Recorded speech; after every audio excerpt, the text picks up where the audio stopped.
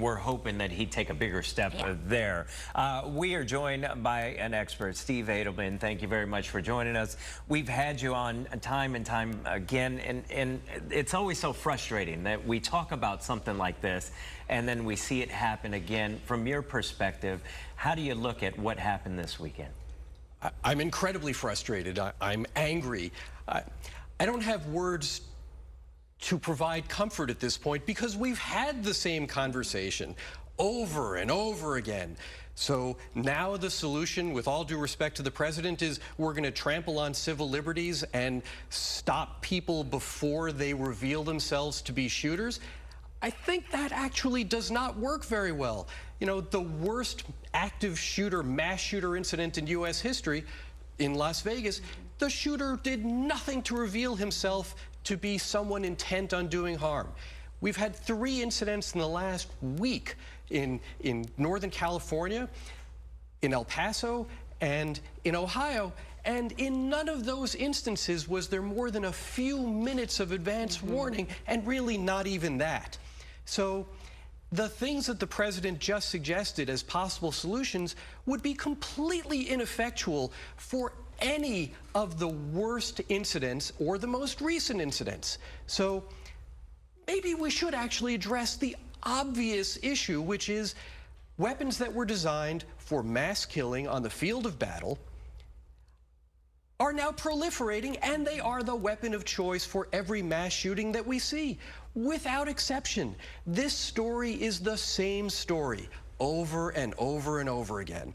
So, yeah, I'm frustrated. I don't like having this conversation. I mean, here we are on Good Morning Arizona. It's not a good morning. It's not a good morning in Arizona. It's not a good morning in Northern California or in Ohio or in El Paso or any place else where people, until the last week or so, still thought that they were safe. Not in rural communities, not in big box retail stores, not in entertainment districts in smaller cities where people really still apparently thought they were okay. They're not. It's not a good morning anywhere because this is a self-inflicted wound. This is a problem that for whatever reason Americans cannot wrap our arms around.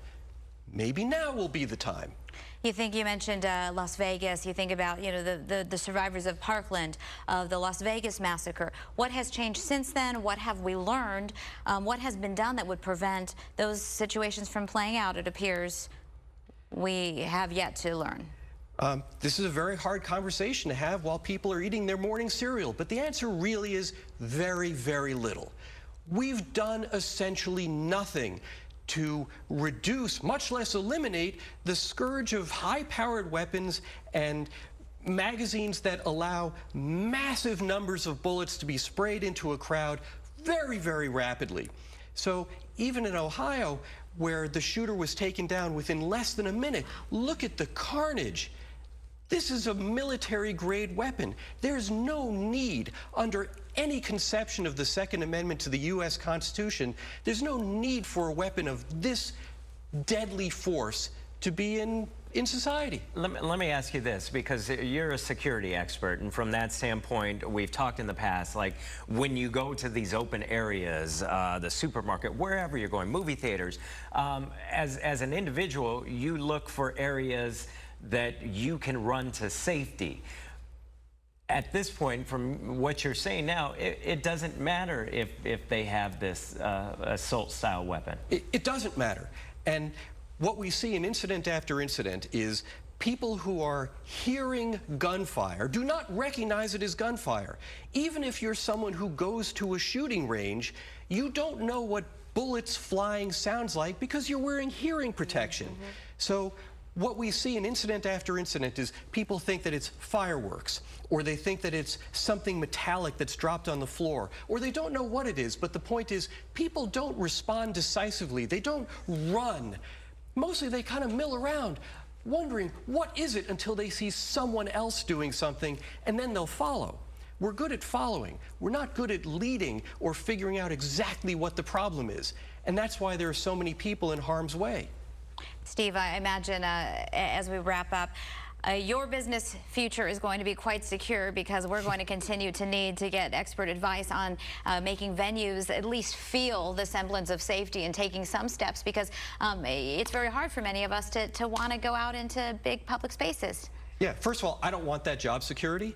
And second, I have no words of comfort here. Yeah. You know, I know what good, well-run venues do, and we've seen 3 of them in the last week, and they've all been hit by active shooters. Okay.